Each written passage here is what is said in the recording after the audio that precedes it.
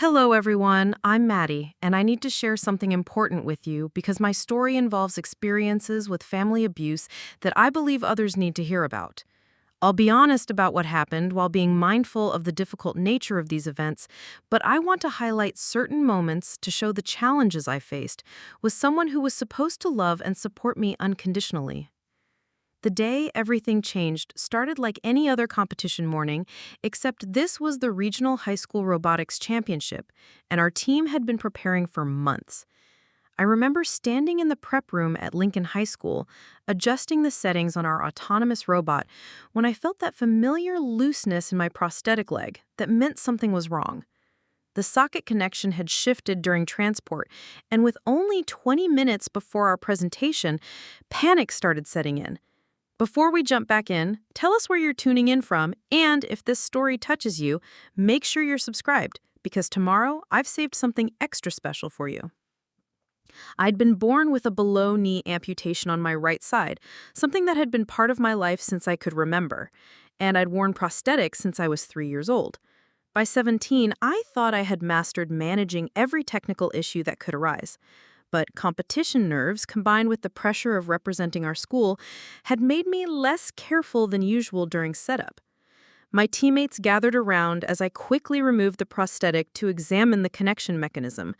The liner had torn slightly, causing the vacuum seal to fail, which meant the leg wouldn't stay properly attached during movement. It was fixable, but it would require some creative engineering with the limited tools we had available. "Madison, you've got this," said Alex Chen, our team captain, handing me a roll of reinforcement tape from our emergency kit. "Remember what you did at regionals when the servo motor failed? You're the best problem solver we have." I smiled despite my stress because Alex was right. Throughout high school, I developed a reputation for finding solutions under pressure, partly because managing my disability had taught me to think creatively about mechanical problems. My dream was to become a biomedical engineer specifically to help other amputees, and moments like these reminded me why that goal mattered so much. I was halfway through reinforcing the connection when I heard my father's voice booming across the prep room. Marcus Williams had arrived, and his presence immediately changed the atmosphere around our workspace. He strode over with that familiar expression of disappointment and frustration that I knew meant trouble. "What's the problem now, Madison?" he demanded, not even acknowledging my teammates who respectfully stepped back. "Don't tell me you're having issues with that thing again. We spent thousands of dollars on that prosthetic, and you're always complaining about something." The way he said "that thing" made my stomach clench with familiar shame. Marcus had never been able to say prosthetic or acknowledge my disability with any kind of dignity or understanding. To him, my leg was an expensive inconvenience that reflected poorly on his image as a father and served as a constant reminder of what he saw as his genetic failure. "Dad, it's just a minor connection issue," I replied quietly, continuing to work on the repair while trying to keep my voice steady. "I'll have it fixed in a few minutes, and we'll be ready for our presentation." "A minor issue?" His voice rose, drawing attention from other teams in the prep area.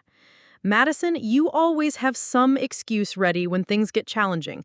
Maybe if you spent less time making excuses and more time taking care of your equipment properly, we wouldn't be dealing with this embarrassment right now." My teammates shifted uncomfortably as Marcus continued his tirade, clearly not understanding how a mechanical failure could be considered anyone's fault, least of all mine. What they didn't know was that this was typical behavior from my father, who had never accepted that my disability was real, or that the challenges I faced were legitimate rather than character flaws on my part. "Marcus, please keep your voice down," came my mother's gentle but ineffective intervention as Sarah Williams appeared beside him. She worked as a nurse at the local hospital and had seen countless families deal with medical challenges, yet she had never found the courage to apply that professional compassion to protecting her own daughter from emotional abuse. "Don't tell me to keep my voice down, Sarah," Marcus snapped back. "I'm tired of everyone walking on eggshells around Madison's constant problems. She needs to learn that the real world won't accommodate her excuses and limitations the way we do at home." The irony of his words struck me painfully, because accommodation had never been something I received at home. Instead, I had learned to hide my struggles, minimize my needs, and constantly prove my worth through academic and technical achievements that Marcus somehow always found ways to diminish or dismiss. I finished the repair and tested the connection, feeling the familiar secure fit that meant the prosthetic was properly attached. Standing up carefully, I took a few steps to ensure everything was functioning correctly, then turned to my teammates with renewed confidence. "We're ready," I announced, shouldering my equipment bag and moving toward the competition area. "Let's show them what we can do." Our presentation went flawlessly. The robot performed every programmed task with precision, navigating the obstacle course and completing challenges that had stumped several other teams. When the judges announced that Lincoln High School had won first place in the regional championship, advancing to state competition, my teammates erupted in celebration, while I felt a complex mixture of pride and apprehension. The pride came from knowing that our months of hard work had paid off and that my contributions to the team's success were undeniable. The apprehension came from seeing Marcus's expression as the awards were presented, because I could already predict how he would diminish this achievement, just as he had diminished every other success in my life. During the trophy presentation, I caught sight of my mother in the audience, and for a moment I thought I saw something like pride in her eyes. Sarah had witnessed Marcus's cruel behavior in the prep room, and I hoped that seeing our team's victory might help her understand that his treatment of me was not only unfair, but completely unfounded. After the ceremony, as my teammates celebrated with their families, Marcus approached me with that familiar combination of public charm and private coldness that had confused me for years. In front of other parents and students, he congratulated me with apparent pride, but his words carried undertones that I had learned to recognize as criticism, disguised as concern. "Well, Madison managed to pull it together despite her usual technical difficulties," he told the other parents, putting his arm around my shoulders in a gesture that looked affectionate but felt possessive and controlling.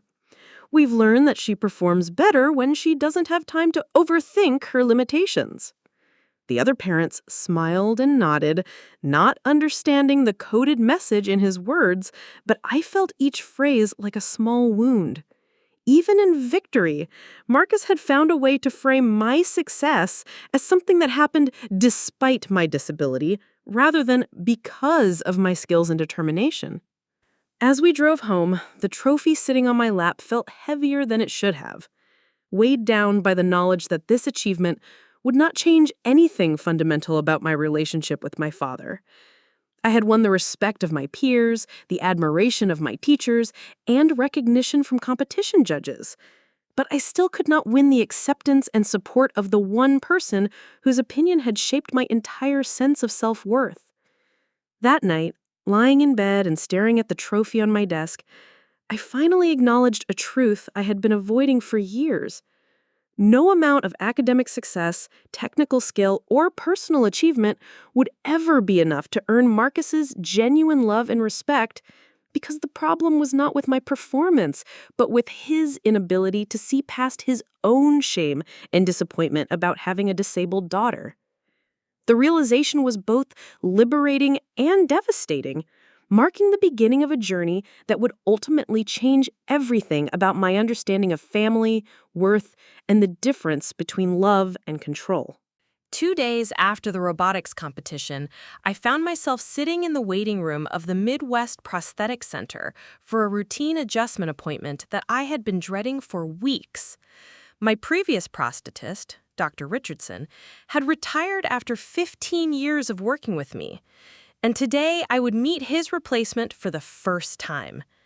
Changes in medical care always made me anxious because building trust with healthcare providers had never been easy, especially with my father's tendency to dominate medical appointments with his own interpretations of my needs and limitations.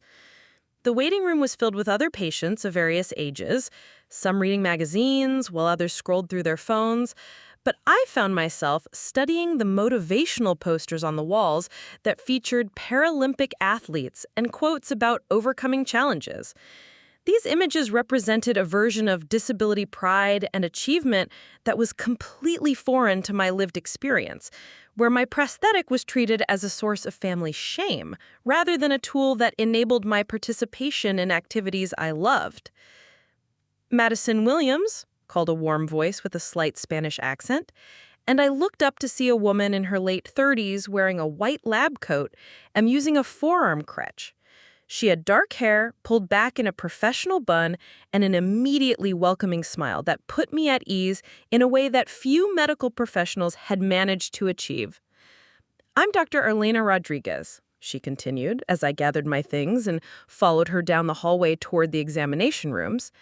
"Dr. Richardson left me detailed notes about your case, but I always prefer to start fresh and hear directly from my patients about their experiences and goals."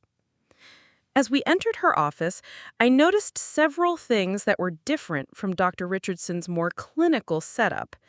Dr. Rodriguez had personal photos on her desk, showing her with various patients at sporting events and graduation ceremonies, along with certificates from disability advocacy organizations and continuing education programs focused on patient-centered care. "Please, have a seat." She gestured to a comfortable chair rather than the typical examination table. "Before we look at any technical adjustments, I'd like to understand how your current prosthetic is working for you in daily activities. What's going well, and what challenges are you experiencing?" Her approach was immediately different from what I was accustomed to, focusing on my perspective rather than treating me as a passive recipient of medical decisions made by adults who assumed they knew what was best for me.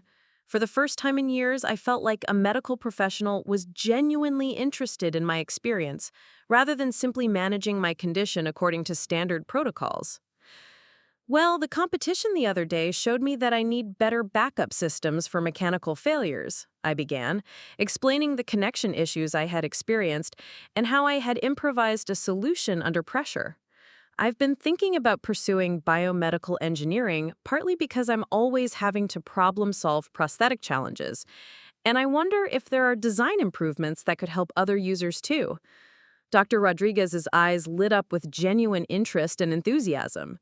"That's exactly the kind of insight that drives innovation in our field," she replied. "Patient experience is invaluable for identifying problems that engineers might not anticipate during the design process.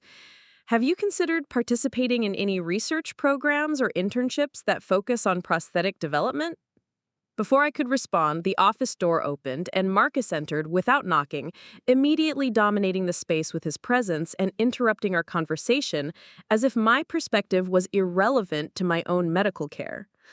"Dr. Rodriguez, I'm Marcus Williams, Madison's father," he announced, extending his hand while positioning himself between the doctor and me. "I hope Madison hasn't been complaining too much about her prosthetic. She has a tendency to exaggerate problems and seek attention through medical issues." I felt my face flush with embarrassment and anger, as Marcus dismissed my legitimate concerns in front of a medical professional I had just begun to trust. This was typical behavior for him during medical appointments, where he would characterize my needs as complaints and my advocacy for better care as attention-seeking, rather than reasonable requests for equipment that functioned properly.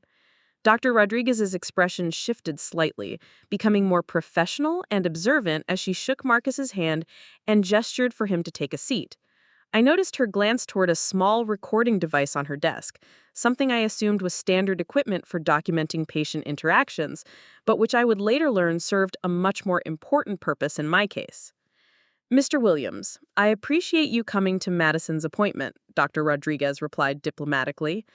"I was just learning about her experiences with her current prosthetic and her impressive problem-solving skills during the robotics competition. She seems to have a real aptitude for understanding the engineering aspects of prosthetic function."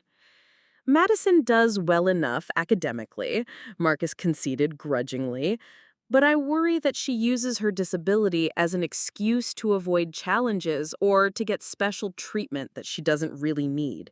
She's always been dramatic about minor discomforts, and I don't want medical professionals to enable that tendency." The words stung because they represented Marcus's consistent pattern of reframing my legitimate needs as character flaws. But what shocked me was Dr. Rodriguez's response. Instead of accepting his characterization at face value as most adults did, she turned back to me with a professional but warm expression that clearly indicated she valued my perspective over his dismissive interpretation. Madison, can you tell me more about the specific mechanical issues you've experienced? She asked, deliberately excluding Marcus from the conversation. I'm particularly interested in understanding how these challenges affect your participation in activities that matter to you. For the next 20 minutes, Dr. Rodriguez conducted the most thorough and respectful prosthetic evaluation I had ever experienced, asking detailed questions about comfort, function, and my goals for improvement, while Marcus grew increasingly agitated by his lack of control over the conversation. When she asked him to step out briefly so she could perform certain measurements, I felt a moment of relief that allowed me to speak more honestly about my experiences. Madison, I want you to know that your insights about your prosthetic function are valuable and important, Dr. Rodriguez said quietly once we were alone. What you described about the connection failure and your improvised solution shows real engineering thinking, and your goals for biomedical engineering are admirable. I hope you'll consider staying in touch with me as you pursue those interests. She handed me her business card with her direct phone number and email address written on the back. If you ever have concerns about your prosthetic or need to discuss adjustments, please don't hesitate to contact me directly. Sometimes patients have insights or issues that are easier to discuss without other family members present. When Marcus returned, Dr. Rodriguez efficiently completed the adjustment process while maintaining professional boundaries that prevented him from dominating the remainder of the appointment. As we prepared to leave, she made one final comment that would prove to be more significant than I realized at the time. Mr. Williams, Madison is clearly a bright and capable young woman with excellent judgment about her own needs. I hope you'll encourage her interests in engineering and support her advocacy for proper prosthetic function. Patients who understand their equipment and communicate effectively about issues tend to have much better long-term outcomes. The drive home was uncomfortably silent as Marcus processed what had clearly been a challenging appointment for him. I could sense his frustration with Dr. Rodriguez's patient-centered approach and her obvious respect for my perspectives. But for the first time in years, I felt hopeful about having a medical professional who truly understood my experiences and supported my goals. That evening, I found myself looking at Dr. Rodriguez's business card and wondering if I had finally encountered an adult who might be willing to help me navigate the increasingly difficult situation at home. The seed of possibility that change might be achievable had been planted, though I had no idea how dramatically that possibility would transform my life in the months ahead. The following Monday at Jefferson High School, I was navigating the crowded hallway between chemistry and calculus when I noticed someone new sitting by the accessible lockers near the main office. The student was using a wheelchair and appeared to be around my age, with short dark hair and an expression of quiet confidence as they organized books and supplies with efficient, practiced movements that suggested familiarity with adapting to new environments. I had learned over the years to recognize other students with disabilities, partly from natural curiosity about shared experiences, and partly from the isolation that came from being one of the few visibly disabled students in our school.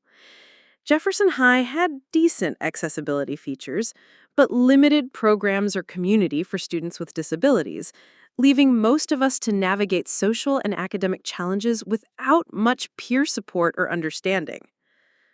"Hi there," I said, approaching cautiously, because I had learned that not all disabled students appreciated unsolicited connections based solely on shared disability experiences. "Are you new to Jefferson? I'm Madison Williams, but most people call me Maddie." The student looked up with a warm smile that immediately put me at ease. "I'm Jamie Rodriguez," they replied, extending their hand in greeting. "My mom just started working in town, so we moved here from Minneapolis last week. I was hoping to find someone who might be willing to show me around and help me figure out the social landscape here." The last name registered immediately, and I felt a spark of recognition. Rodriguez? Are you by any chance related to Dr. Elena Rodriguez at the prosthetic clinic? That's my mom, Jamie confirmed with obvious pride. She mentioned meeting a brilliant robotics student named Madison who was interested in biomedical engineering. I'm guessing that's you, which means we already have something in common besides being the token disabled kids at a new school. I laughed despite myself at Jamie's direct acknowledgement of our shared status, because their casual attitude toward disability was refreshingly different from the careful avoidance or pity that characterized most interactions I had with peers and adults. Jamie seemed comfortable with their identity in a way that was completely foreign to my experience, but immediately appealing. Your mom was amazing, I told them honestly. She was the first medical professional who actually listened to my perspectives and treated me like I knew something about my own body and needs. That appointment was completely different from anything I had experienced before. That sounds like her, Jamie replied with a knowing smile.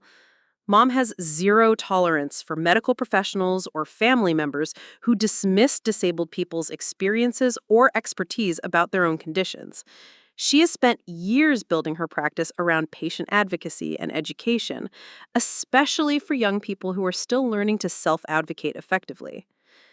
As we talked, I learned that Jamie had been born with spina bifida and had grown up in a household where disability was treated as a natural variation rather than a source of shame or limitation. There's stories about family dinners where accessibility challenges were discussed as engineering problems rather than personal failures, and weekend activities that included adaptive sports and disability community events painted a picture of family dynamics that seemed almost fictional compared to my own experiences. My mom always says that the biggest barriers disabled people face aren't our medical conditions, but the attitudes and assumptions of non-disabled people who don't understand that we're the experts on our own lives. She taught me early on that self-advocacy isn't selfish or dramatic, but essential for getting the support and opportunities we deserve. The contrast between Jamie's upbringing and my own was staggering and painful to contemplate. While I had spent 17 years learning to minimize my needs, hide my struggles, and prove my worth through achievements that never seemed sufficient to earn my father's acceptance, Jamie had been raised to embrace their identity, advocate confidently for accommodations, and expect respect and support from family members and communities. During lunch, Jamie shared more stories about their previous school in Minneapolis, where they had been involved in student government, adaptive athletics, and a peer mentoring program for newly injured students at the local rehabilitation hospital. Their matter-of-fact descriptions of leadership roles and community involvement challenged every assumption I had internalized about what disabled students could accomplish and expect from their educational experiences. What about you? Jamie asked, turning the conversation back to my interests and goals. Mom mentioned that you're interested in biomedical engineering and that you're obviously brilliant at problem solving. What kinds of projects are you working on, and what are your plans for college applications? I found myself opening up about my robotics team experiences, my dreams of designing better prosthetic systems, and my growing interest in universal design principles that could make technology more accessible for everyone. Jamie listened with genuine enthusiasm and asked thoughtful questions that demonstrated real understanding of both the technical and social aspects of disability-related innovation. Preparing and narrating this story took us a lot of time, so if you are enjoying it, subscribe to our channel. It means a lot to us. Now, back to the story. You should definitely consider applying to some of the programs that focus specifically on assistive technology development, Jamie suggested. There are summer internships and research opportunities designed for students like us who understand user perspectives from personal experience. I can share some resources that might be helpful for applications. As our friendship developed over the following weeks, Jamie introduced me to concepts and perspectives that gradually shifted my understanding of disability from something shameful to hide into something that could be a source of strength, insight, and community connection. They shared articles about the disability rights movement, videos of disabled activists and scholars, and stories about successful disabled professionals in engineering and technology fields. Meanwhile, Jamie's presence at Jefferson High began attracting attention from other students who had never seen confident disability representation among their peers. Several students with less visible disabilities approached us tentatively, sharing their own experiences with learning differences, chronic illnesses, and mental health challenges that had previously felt isolating and stigmatizing.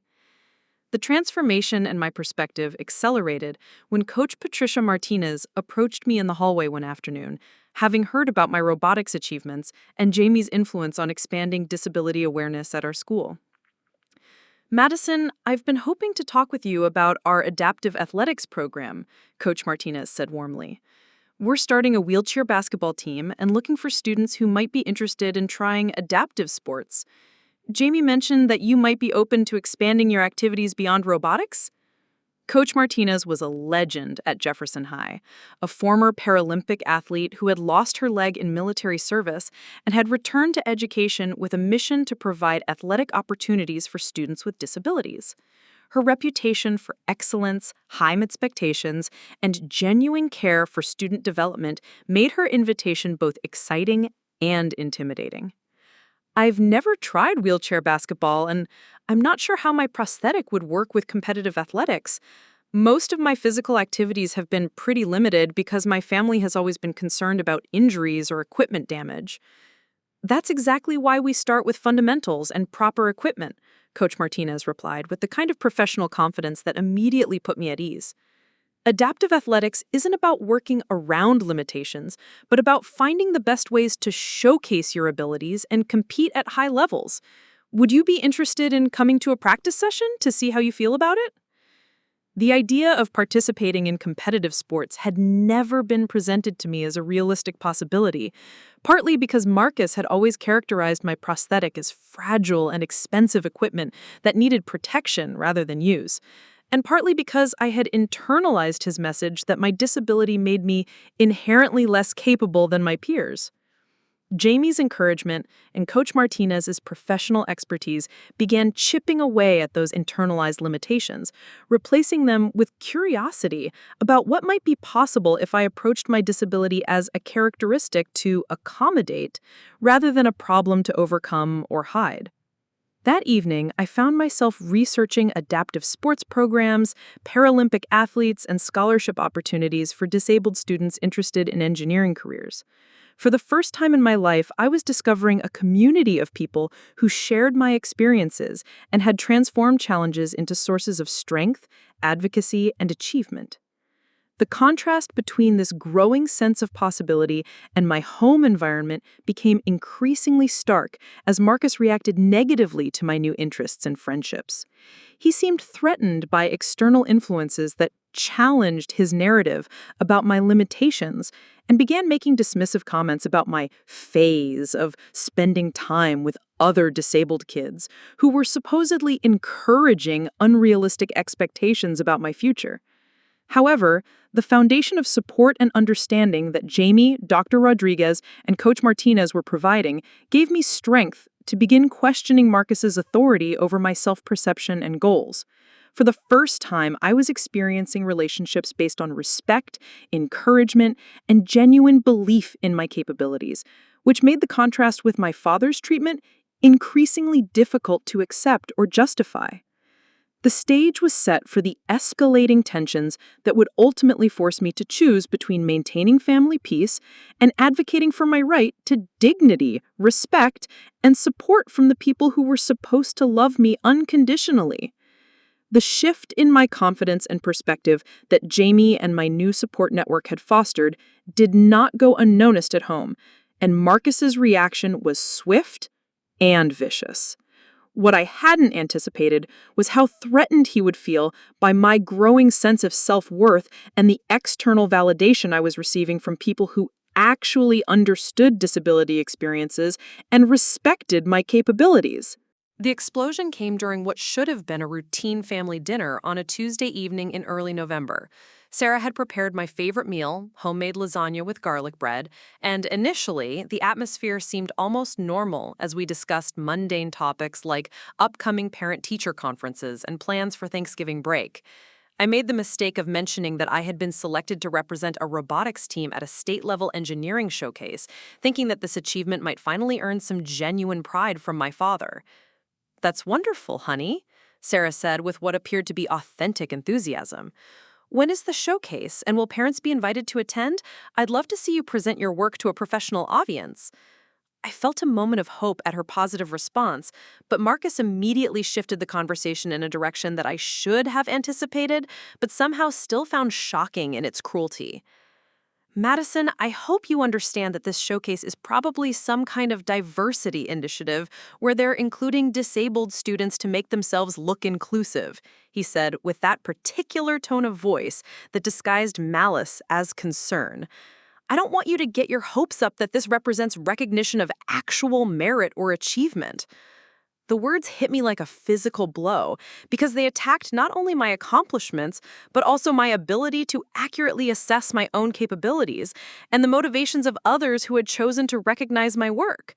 Marcus had found a way to simultaneously dismiss my accomplishments and reinforce his narrative that my disability made me inherently less competent than my peers. "Dad, that's not how the selection process worked," I replied, trying to keep my voice steady despite the anger and hurt building in my chest. "They chose students based on innovation and technical skills, and my project on adaptive robotics interfaces scored highest in the preliminary judging. This isn't about diversity quotas, but about engineering excellence." Marcus's expression darkened at my contradiction of his interpretation, and I realized too late that my newfound confidence in advocating for myself had crossed a line that he was not willing to tolerate. "Don't lecture me about merit, Madison," he snapped, his voice rising to the volume that always made me feel small and powerless. "I've watched you manipulate teachers and judges with your sob story about overcoming disability challenges your entire life. You've never earned anything based purely on your abilities because you always have that built-in excuse that makes people feel sorry for you." Sarah made a weak attempt to intervene, murmuring something about keeping dinner conversation positive. But Marcus was just getting started on a tirade that revealed the depth of his resentment and cruelty.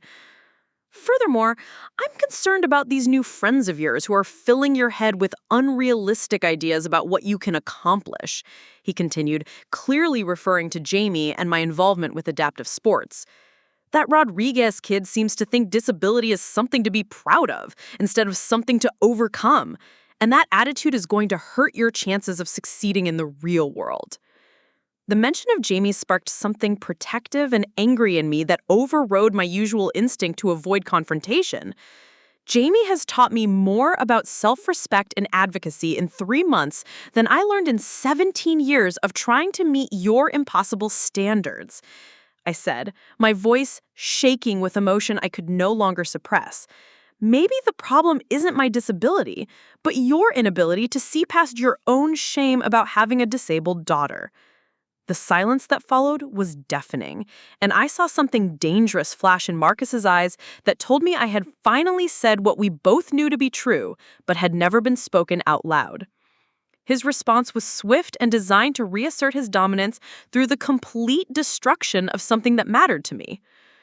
Without warning, Marcus stood up from the table and strode toward my room, returning moments later with the scale model of an adaptive prosthetic interface that I had been developing for the engineering showcase.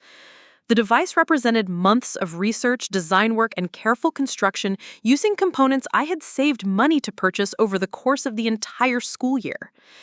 "If you want to talk about impossible standards and shame, Madison, let's discuss the reality of your situation," he said, holding my project in his hands like a weapon. "You spend all your time on these elaborate fantasies about helping other disabled people when you can't even manage your own basic needs without constant accommodations and special treatment." Before I could react, Marcus dropped the device onto the hardwood floor and stepped on it deliberately, crushing the delicate electronic components and months of careful work under his boot while maintaining eye contact with me to ensure I understood that this destruction was intentional and personal. The sound of breaking circuits and cracking plastic felt like something inside me breaking as well. And I realized that this moment represented a line being crossed that could never be uncrossed. Sarah gasped and made a move toward the wreckage, but Marcus's glare stopped her before she could offer any meaningful support or intervention. Maybe now you'll focus on realistic goals instead of these grandiose projects that are just attempts to get attention and sympathy, Marcus said with satisfaction at having reasserted his power over me. You need to learn that the world doesn't owe you anything because of your disability, and the sooner you accept your limitations, the better off everyone will be. I stared at the remains of my projects scattered across the floor and felt something fundamental shift inside me. The months of building confidence and self-worth through relationships with people who respected and believed in me had given me a perspective that made Marcus's cruelty impossible to accept as normal or deserved. Without saying a word, I gathered the broken pieces of my device and retreated to my room, where I sat on my bed and tried to process the magnitude of what had just occurred. This wasn't discipline or tough love, but deliberate emotional abuse designed to destroy my sense of worth and possibility. For the first time in my life, I pulled out my phone and sent a text message asking for help. Dr. Rodriguez, something happened at home and I could really use someone to talk to. Is there any chance we could meet this week outside of a regular appointment? Her response came within minutes. Of course, Madison. I'm concerned about you and want to make sure you have the support you need. Can you meet me at my office tomorrow after school? And please know that you can contact me anytime if you need immediate assistance. As I lay in bed that night listening to my parents argue in hushed voices about the evening's events, I realized that the destruction of my project had paradoxically freed me from the last remnants of hope that Marcus might somehow change, or that family peace was more important than my own dignity and safety. The breaking point had been reached, and there would be no going back to pretending that his treatment of me was acceptable or that I deserved the emotional abuse I had endured for 17 years. The next afternoon, sitting in Dr. Rodriguez's office with afternoon sunlight streaming through the windows, I found myself telling the complete truth about my home situation for the first time in my life. The words came slowly at first, then faster, as months of suppressed anger and pain found their voice, describing not just the previous evening's incident, but years of systematic emotional abuse that I had never recognized as abuse until I experienced what healthy support actually looked like. Dr. Rodriguez listened without interrupting, occasionally asking clarifying questions that helped me understand the patterns and escalation in Marcus's behavior, and I noticed that she was taking careful notes while a small recording device on her desk captured our entire conversation. Madison, I need to tell you something important about the documentation I've been keeping regarding your appointments and the interactions I've witnessed between you and your father, she said, once I had finished describing the destruction of my project and the verbal assault that had preceded it. She explained that as a healthcare provider, she was required to maintain detailed records of patient interactions, particularly when she observed potential signs of abuse or family dysfunction that might impact treatment outcomes. What I hadn't realized was that the recording device I had noticed during appointments was capturing Marcus's dismissive and cruel comments about my disability and his pattern of undermining my self-advocacy efforts. With your consent, I would like to compile this documentation and explore options for intervention that could protect you from further emotional harm, Dr. Rodriguez continued. What you've described isn't normal family conflict or strict parenting, but systematic abuse that's designed to undermine your confidence and limit your opportunities for independence and success. The word abuse felt strange and frightening when applied to my own experiences, but also oddly validating after years of being told that my perceptions were wrong or exaggerated. Dr. Rodriguez's professional assessment gave me permission to trust my own instincts about the treatment I had been receiving and the impact it was having on my mental health and development. What would intervention actually look like? I asked, both hopeful and terrified about the possibility of change. I'm still a minor living in my parents' home, and I don't want to make things worse for myself or create a situation that I can't handle. Dr. Rodriguez explained the process carefully, describing how documented evidence could be used to involve school counselors, family services, and potentially legal advocates who specialize in protecting minors from emotional abuse. She emphasized that any action would require my active consent and participation, and that the goal was empowerment rather than simply removing me from my current situation. Over the following weeks, with Jamie's technical assistance and Dr. Rodriguez's guidance, I began systematically documenting incidents of emotional abuse using methods that were both legal and likely to be taken seriously by authorities who might otherwise dismiss claims of psychological mistreatment as typical family conflicts. Jamie taught me how to use recording apps on my phone that automatically backed up audio files to secure cloud storage and helped me understand my rights regarding documentation of conversations in our state. Their knowledge came from their mother's advocacy work and their own experience helping other disabled students navigate family conflicts and institutional discrimination. The key is creating a pattern of evidence rather than relying on any single incident, Jamie explained as we worked on organizing audio files and written records in my school's computer lab. Isolated events can be dismissed as misunderstandings or exaggerations, but systematic documentation shows behavior patterns that are harder to ignore or explain away. Meanwhile, the stress of living in an increasingly hostile home environment began affecting my academic performance in ways that attracted attention from teachers who had previously seen me as a consistently high-achieving student. My calculus teacher, Mrs. Patterson, noticed that I was having difficulty concentrating during class and making uncharacteristic errors on assignments that I normally completed without problems. When she asked me to stay after class one afternoon to discuss my recent struggles, I found myself caught between my habitual instinct to minimize problems and my growing understanding that seeking help was not a sign of weakness, but a necessary step towards protecting myself. "Madison, I've noticed some changes in your work and engagement over the past few weeks," Mrs. Patterson said with genuine concern. "Is everything okay at home? I know that senior year can be stressful with college applications and family pressure, but I want to make sure you have the support you need." Her question opened a door that I decided to walk through, sharing enough information about my home situation to help her understand that my academic struggles were symptoms of a larger problem rather than simple stress or senioritis. Mrs. Patterson listened carefully and then made a statement that would prove crucial to building my case. "Madison, I think you should speak with Principal Kim about this situation," she said. "As educators, we have both the ability and the responsibility to connect students with resources when family situations are interfering with their well-being and educational success." That afternoon, I found myself sitting in Principal Kim's office, describing my experiences to someone who had the authority and expertise to recognize emotional abuse and take institutional action to address it.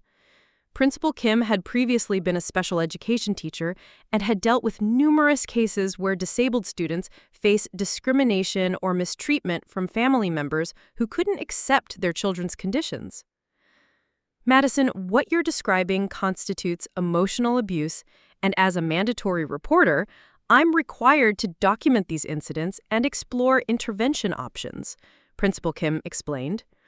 "I want you to know that you have the full support of this school in protecting your safety and ensuring that you can complete your education in an environment free from intimidation and harassment." The meeting concluded with Principal Kim scheduling a follow-up appointment and providing me with contact information for counseling services and legal advocacy organizations that specialized in protecting minors from family abuse. For the first time since the confrontation with Marcus, I felt like I had adult allies who both understood the seriousness of my situation and possessed the authority to take meaningful action to confront Marcus's behavior. The stage was being set for a confrontation that would force my family to choose between continuing to enable abuse and taking meaningful steps to protect me from further psychological harm.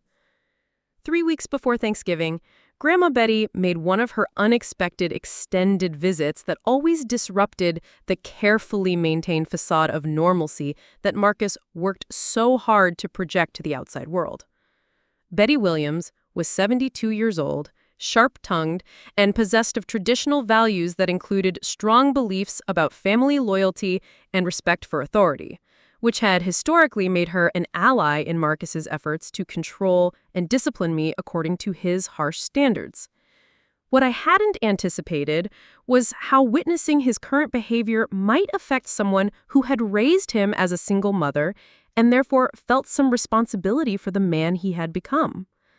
Betty arrived on a cold Tuesday evening in November, settling into the guest room with her usual efficiency and immediately beginning to assess the family dynamics with the keen observation skills that had served her well through decades of managing difficult circumstances. The first few days of her visit followed familiar patterns, with Marcus putting on his charming public persona, while Betty expressed approval for his firm hand in raising me and her concern that modern parenting was too permissive to produce strong, independent adults. She made several comments about my involvement in adaptive sports and disability advocacy that echoed Marcus's dismissive attitude towards what she saw as dwelling on limitations rather than overcoming them. "Madison, I hope you're not letting this disability business define you too much," she said during one of our early conversations. "In my day, people with challenges worked twice as hard to prove themselves rather than expecting special accommodations and attention for their problems." Her words stung because they reflected the same ableist attitudes that Marcus had been expressing my entire life. But I had learned enough from Jamie and Dr. Rodriguez to recognize these comments as products of generational ignorance rather than personal malice. I tried to explain my perspective respectfully, while avoiding the kind of confrontation that would escalate tensions during her visit. The turning point came on Thursday evening when Marcus returned home from work in one of his particularly cruel moods, having apparently had a difficult day that he was determined to take out on me, as usual. Betty was sitting in the living room reading when Marcus launched into a tirade about my supposed failures and inadequacies that was more vicious and sustained than anything she had previously witnessed. "Madison, I'm tired of your constant excuses and complaints about everything being too difficult or unfair," Marcus began, his voice carrying the particular tone that I had learned meant serious emotional abuse was coming. "You act like the world owes you something because of your disability, but the reality is that you're just not as capable as other people, and you need to accept that limitation." Betty looked up from her book with an expression of surprise, but Marcus continued his assault without noticing her attention. "I've watched you manipulate teachers and medical professionals with your victim act for years, and I'm disgusted by how you've learned to use your prosthetic as a tool for getting sympathy in special treatment instead of just dealing with your problems like everyone else has to do." The cruelty and irrationality of his attack was more extreme than usual, possibly because the stress of maintaining his public facade during Betty's visit had left him with less emotional control. But the effect was to provide her with an unfiltered view of the treatment I endured on a regular basis. Betty's expression shifted from surprise to something approaching horror as Marcus described my disability as a character flaw and my advocacy for reasonable accommodations as manipulative attention-seeking. She watched him systematically attack my achievements, dismiss my goals, and characterize my support network as enablers of weakness rather than allies in my development. When Marcus finally finished his tirade and stormed out to the garage to work on his truck, Betty and I were left alone in a silence that felt heavy with implications. I braced myself for her to defend his behavior or explain why his harsh treatment was actually beneficial for my character development, as she had done in previous situations. Instead, Betty set down her book and looked at me with an expression I had never seen from her before. "Madison, how long has your father been talking to you that way?"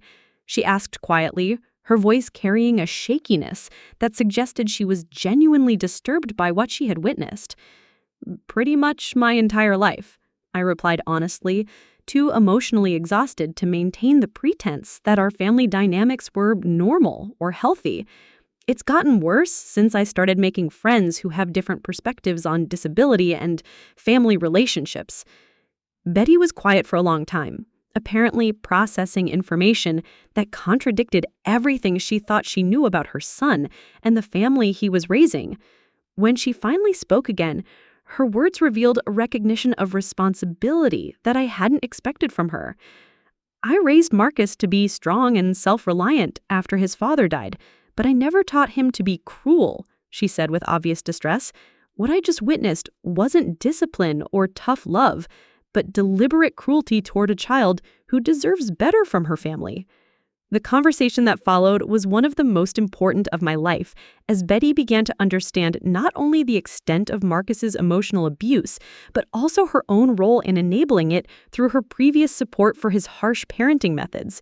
She asked detailed questions about my experiences, listened to my perspectives with genuine attention, and gradually began to see the situation from my point of view, rather than through the lens of family loyalty that had previously blinded her to the reality of my treatment. Madison, I owe you an apology. I've been supporting your father's behavior because I thought he was preparing you for a difficult world. But what he's actually doing is tearing down your confidence and self-worth for his own psychological reasons. That evening, after Marcus had returned from the garage and Sarah had retreated to their bedroom, Betty approached me privately to offer something I had never expected to receive from any member of my father's family. I want you to know that you have my support in whatever you need to do to protect yourself from this treatment, she said quietly but firmly. Marcus is wrong about your capabilities and your worth, and I'm ashamed that I didn't recognize his cruelty sooner. Her words provided validation and family support that I had never thought possible, creating an unexpected alliance within my own household that would prove crucial in the confrontation that was rapidly approaching. The stage was now set for the final exposure of Marcus's abuse, with documentation, professional support, institutional backing, and even family validation aligned to ensure that his behavior could no longer be hidden or dismissed as normal parenting practices. With Betty's unexpected support and our growing collection of documented evidence, Dr. Rodriguez proposed a plan that was both strategic and dangerous.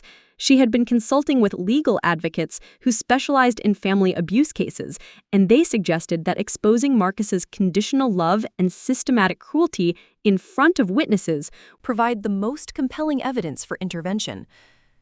Madison, we need to create a situation where your father's true attitudes are displayed publicly, Dr. Rodriguez explained during one of our private meetings. I've worked with Uncle David to develop a technical setup that will capture everything legally, and Coach Martinez has agreed to provide emotional support during and after the confrontation. The plan centered around a fake acceptance letter from a prestigious biomedical engineering program at Northwestern University.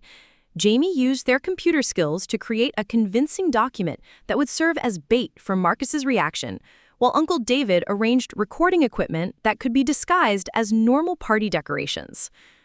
The key is that this has to feel natural, Betty explained when she was brought into the planning process. Marcus needs to believe this is a genuine family celebration so his guard is down and his real personality emerges. The celebration was scheduled for the following Saturday evening, with extended family and several of Marcus's work colleagues invited to congratulate me on this supposed achievement. Sarah was told about the acceptance letter, but not about its fabricated nature, ensuring that her reactions would be authentic and Marcus wouldn't suspect any deception. As the date approached, I experienced a mixture of terror and anticipation that kept me awake most nights. This confrontation would either liberate me from years of abuse or destroy what remained of my family relationships. But I had finally reached the point where maintaining false peace was no longer acceptable. The evening arrived with an unseasonably warm December night that felt like an omen of the upheaval about to unfold. Marcus had spent the afternoon preparing for what he believed was a legitimate celebration of my academic achievement, and his initial reaction to the acceptance letter had been exactly what we predicted. "Well, I suppose even Northwestern has diversity quotas to fill," he had said when Sarah showed him the letter that morning. Madison's disability story probably made her application stand out, even if her actual qualifications wouldn't have been sufficient otherwise. As guests arrived and filled our living room, Marcus played the role of proud father while consistently undermining my achievement with subtle comments designed to diminish my success. He told my uncle's business partner that engineering programs were becoming less rigorous to accommodate students with limitations, and suggested to our neighbor that I would probably struggle with the program's demands despite receiving special accommodations. Dr. Rodriguez arrived with Jamie and positioned herself strategically near the recording equipment Uncle David had concealed within the entertainment center. Coach Martinez sat with Betty, both women prepared to provide emotional support during the emotional aftermath that would inevitably follow the revelation. The moment of truth came when Marcus raised his glass to propose a toast that revealed the depth of his resentment and conditional love. To Madison, who has finally learned to use her situation effectively, he announced to the gathered guests. Sometimes what we see as limitations can become advantages if we're willing to work the system appropriately. The patronizing tone and coded language made several guests uncomfortable, but Marcus was just beginning to reveal his true feelings as he continued his speech. Of course, we'll see how she handles the real challenges of college when she can't rely on teachers feeling sorry for her disability, he added with a cruel smile. The business world doesn't make accommodations for people who can't keep up with normal expectations. That was Dr. Rodriguez's cue to stand and address the room with professional authority that commanded immediate attention. Mr. Williams, I think our guests would be interested to hear some recordings I've made during Madison's medical appointments. They provide insight into your actual attitudes toward your daughter's disability and achievements. The room fell silent as Dr. Rodriguez activated the playback system Uncle David had prepared, and Marcus's voice filled the space with months of documented verbal abuse, dismissive comments, and cruel characterizations of my legitimate needs as manipulative attention-seeking. The reaction was immediate and devastating. Marcus's colleagues looked horrified when they heard him describe my prosthetic as expensive equipment I was too careless to maintain properly. Family members gasped when they heard recordings of him characterizing my academic achievements as products of sympathy rather than merit. But the final blow came when Dr. Rodriguez revealed the fabricated nature of the acceptance letter itself. This celebration is based on a fake document we created to test whether Mr. Williams' pride in his daughter was genuine or conditional. As you can hear from the recordings, his support has always been contingent on his ability to control the narrative about Madison's capabilities and worth. The immediate aftermath was chaos, as guests processed what they had witnessed, and Marcus realized the extent to which he had been exposed. His initial reaction was rage, directed at me for orchestrating what he saw as a betrayal. But Betty's response shut down his attempts to maintain control over the situation. Marcus, you're going to stop talking right now, Betty commanded with the authority of someone who had raised him and would no longer tolerate his behavior. What we just heard was systematic emotional abuse of your own daughter, and I'm ashamed that I didn't recognize it sooner. Sarah faced a moment of decision that would determine whether our family could begin healing or would fracture completely. For 17 years, she had chosen the path of least resistance, enabling Marcus's abuse through silence and making excuses for behavior that she knew was wrong. Madison, I owe you an apology and a commitment, Sarah said through tears that seemed to contain years of suppressed guilt and regret. I should have protected you from this treatment, and I'm going to start making different choices now. Marcus's colleagues left quickly after expressing their shock and disappointment, while Uncle David began the process of organizing the legal documentation that would be needed for formal intervention. Principal Kim, who had been updated throughout the evening, confirmed that mandatory reporting would begin immediately and that I would have full school support during the investigation process. The most significant consequence was Marcus's complete isolation, as every witness to his exposed behavior chose to support me rather than continue enabling his abuse. For the first time in my life, I experienced what it felt like to have my family prioritize my well-being over maintaining false peace and protecting an abuser from the consequences of his actions.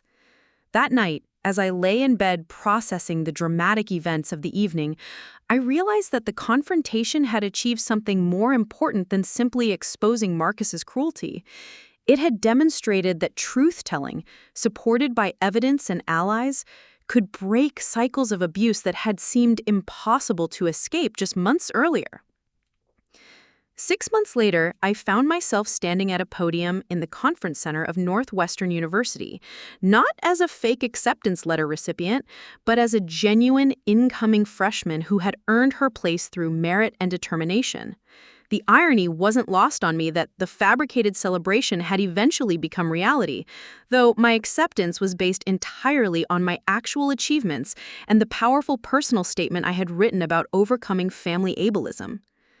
My living situation had stabilized with Uncle David's family, where I experienced daily what healthy family dynamics actually looked like.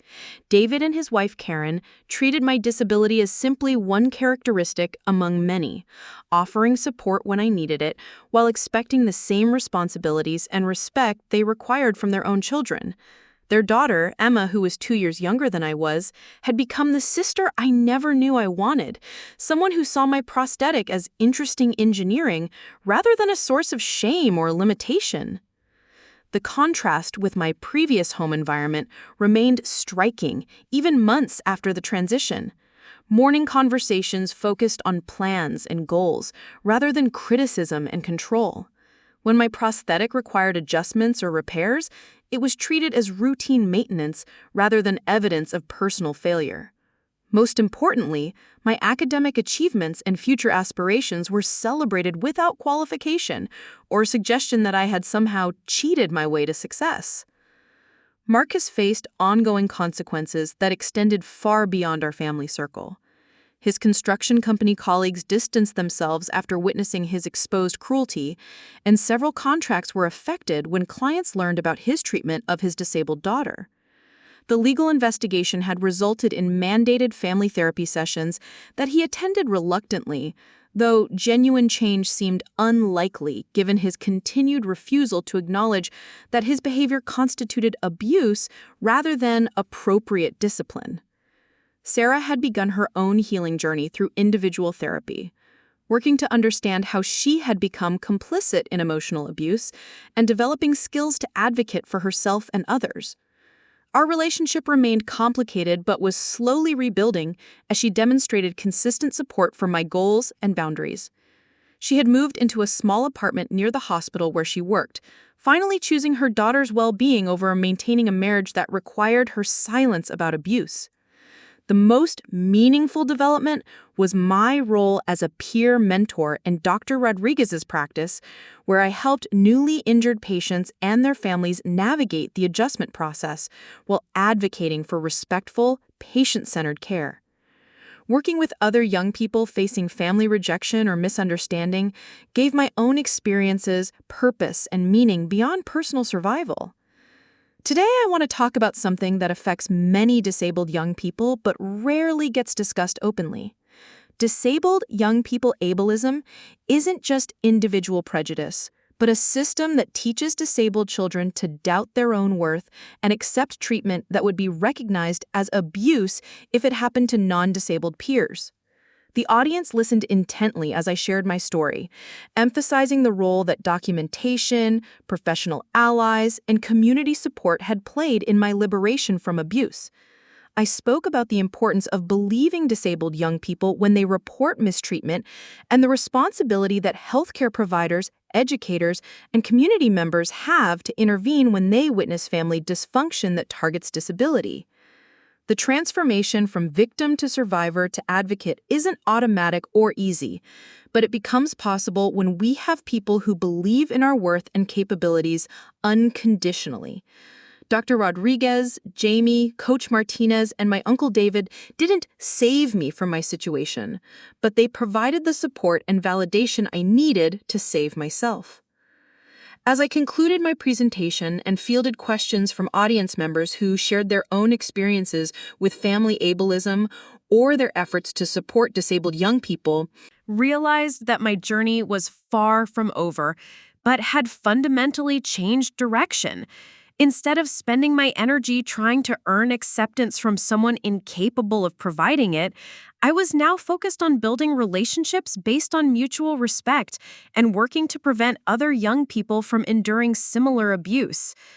The robotics competition that had seemed so important 18 months earlier now felt like ancient history, though the problem-solving skills and determination it had demonstrated remained central to who I was becoming. The difference was that I no longer needed external validation to know my own worth, and my future would be shaped by my choices rather than my father's limitations. 2 years have passed since that confrontation changed everything. I'm thriving at Northwestern, designing adaptive technologies that help other amputees navigate daily challenges. Marcus still refuses to acknowledge his abuse, living alone and bitter about consequences he brought upon himself. Sarah continues therapy, and we're slowly rebuilding trust through consistent actions rather than empty promises. Dr. Rodriguez remains my mentor and friend, while Jamie and I video chat weekly about our engineering projects and advocacy work. Coach Martinez attended my graduation from high school, beaming with pride at what I'd overcome. Most importantly, I've learned that family isn't just about shared DNA, but about people who choose to support your growth rather than tear you down. My chosen family of allies, mentors, and true friends has shown me what unconditional love actually looks like, and I'll never again accept less than I deserve. Up next, you've got 2 more standout stories right on your screen. If this one hit the mark, you won't want to pass these up. Just click and check them out. And don't forget to subscribe and turn on the notification bell so you don't miss any upload from us.